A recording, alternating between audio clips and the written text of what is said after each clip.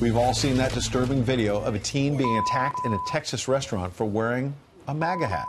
Now, more attacks against the right. A man in Florida claiming he was assaulted because the driver saw a Trump flag in his yard and confronted him during fireworks. Also this, a New York man arrested after threatening to kill supporters of a Republican congressman, as well as President Trump. So what is behind all of this? Here to react, former governor of Arkansas, Fox News contributor Mike Huckabee. Good morning, sir. Good morning. You know, good morning, all. As I see this play out, it all started with your daughter trying to go to a restaurant, have dinner. And I see you smiling because, at the time we thought, oh, this is kind of silly. But, sir, it's gotten quite serious since then. Well, it actually started with the election. In a free society where people choose their government, the one thing that is required for that government to survive is that people have to accept the results of the election. And what we've had since November of 2016 is that the losing side has not accepted the results. So what they've done from day one, from the moment this has happened, they've tried to not only delegitimize the election itself, but they've tried to commit acts of terror. And I use that word very intentionally because when you try to change people's behavior by intimidation, by threats of violence, and by actual violence, and by boycotting them, and by taking away their liberty, that's terrorism. And what we're seeing is a form of terrorism on the left that is unprecedented in American history.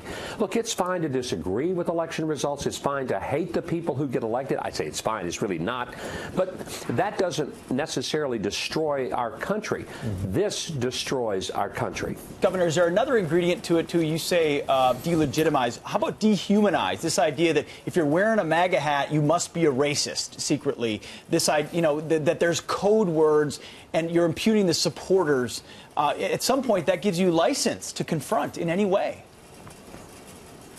Well, it's very much a part of it. I mean, when you have anchors like Joe Scarborough saying that anyone who voted for and or supported the president is a racist, that is a ridiculous statement. On its face, he should have been fired for that, certainly suspended and forced to apologize.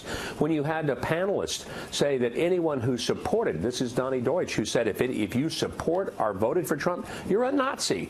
My gosh, when you start going to that level, that extreme of attempting to, as you say, and I agree, dehumanize the other side, things are truly spiraling out of control. Yeah, and Governor, this is when leadership truly matters, right? To your point, that's when you need the folks at the top to step in and say, we aren't going to stand for this. This goes well beyond the pale. But we're not seeing that happen. So what is the answer? How do we get to a better place? Because my fear is this has just become the norm now, and it's only going to get increasingly worse as the midterms heat up, and then you have 2020. You're going to have how many more MAGA hats running around this country? How do we calm this down? Abby, I wish I had a simple answer, but a lot of it starts with the most important institution of government we'll ever have, the home.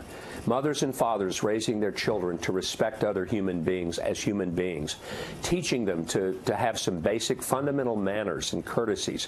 And then it extends also all the way up to not only our political leadership, but the people who are the maybe the amplifiers of public opinion in the media. We all have responsibility.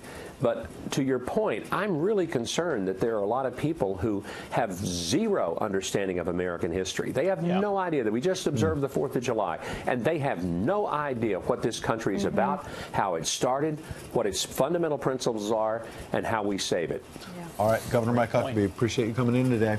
Always good seeing you, Governor. Thank you, Governor. Have a great weekend. Guys. Good to see you.